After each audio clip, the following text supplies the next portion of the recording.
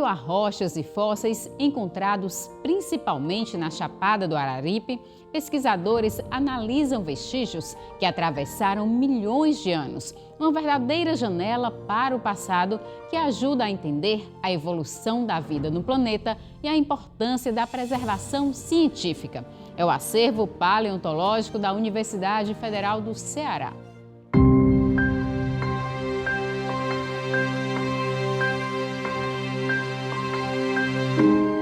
Nessa sala do bloco 912 do campus do PSI, da Universidade Federal do Ceará, repousa um verdadeiro tesouro do nosso passado. O local abriga milhares de exemplares fossilizados que ajudam a recontar a história do planeta. Quem nos recebe é o professor Márcio Mendes, responsável pelo acervo. Eu sou o professor Márcio Mendes, sou responsável pela disciplina de paleontologia e pelo acervo. Sou formado em ciências biológicas, mestrado e doutorado em paleontologia. E estou há 16 anos na Universidade Federal do Ceará. Nós estamos no acervo da coleção paleontológica do Departamento de Geologia da Universidade Federal do Ceará.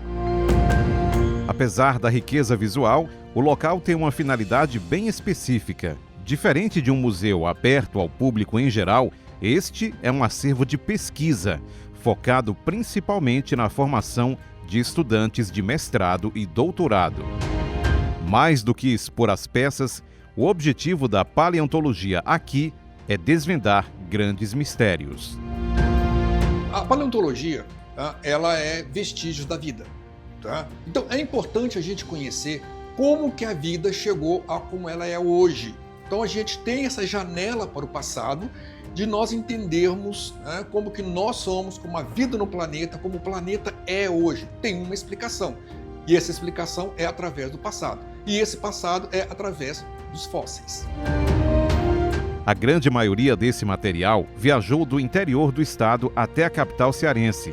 São fósseis da Bacia do Araripe, mais especificamente das formações geológicas do Crato e de Romualdo. O período em que essas criaturas viveram impressiona. A grande maioria dos fósseis aqui são da Bacia do Araripe. A Bacia do Araripe tem dois momentos onde deixou um registro fóssil muito abundante. Esses fósseis têm aproximadamente 112 milhões de anos. O Brasil, a América do Sul, ainda estava terminando de separar da África. Então nós ainda não tínhamos o Oceano Atlântico Sul. Então todo esse material aqui é material que está aproximadamente, que viveu há 112 milhões de anos. Foram contemporâneos dos dinossauros. Inclusive existiu dinossauros no Araripe. Mas esse material foram, como se diz, viram os dinossauros. Tem essa idade de 112 milhões de anos. A coleção abriga em torno de 3.000 peças catalogadas.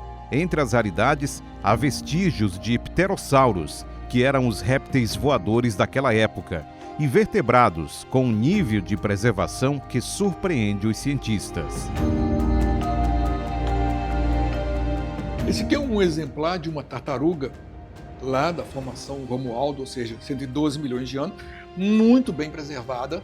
Esse material já foi estudado, já foi publicado, então já é conhecido pela ciência, e você pode ver que os mínimos detalhes estão preservados. E uma coisa interessante é que os ossinhos ainda estão no local onde eles articulam.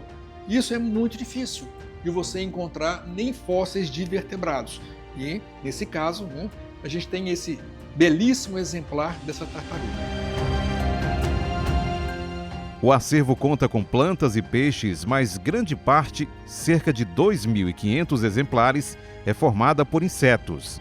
Alguns deles bem conhecidos do nosso dia a dia moderno. Então, por exemplo, aqui nós temos 4 baratas. São baratas de 112 milhões de anos, que basicamente não mudaram em nada. Essas baratas já foram estudadas, já foram publicadas, por isso que tem assim, essa bolinha vermelha, que são baratas que já foram publicadas e já são espécies conhecidas no mundo acadêmico.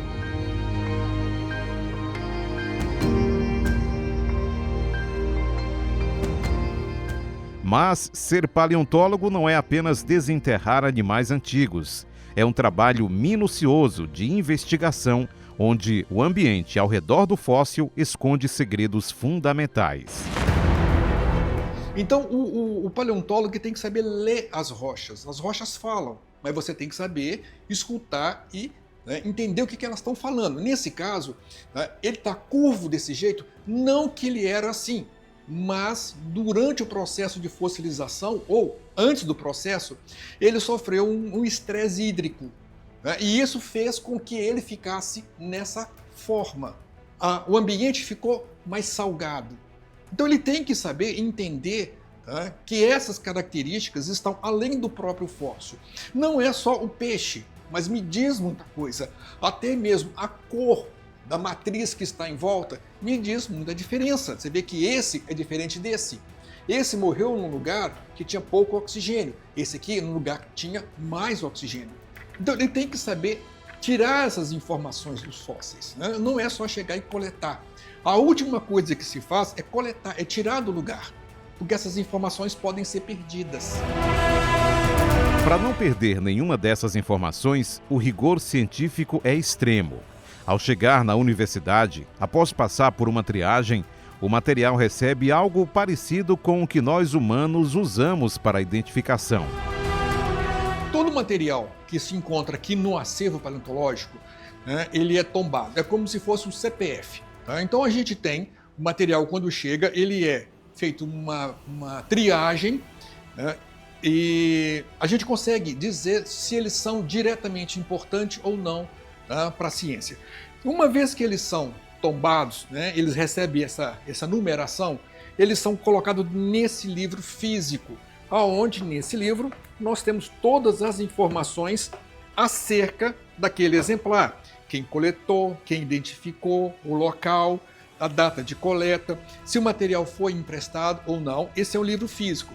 E também essas informações se encontram na forma digital.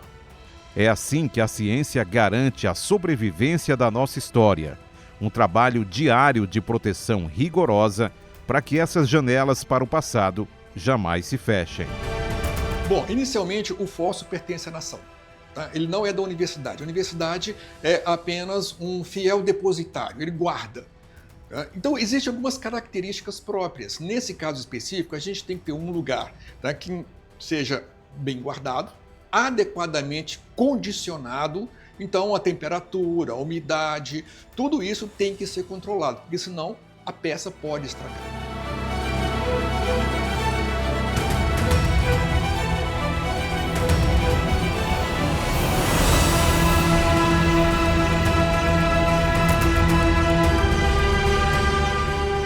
Identidade Cultural de hoje fica por aqui. Você pode rever essa e outras edições do nosso programa. É só acessar o nosso canal do YouTube.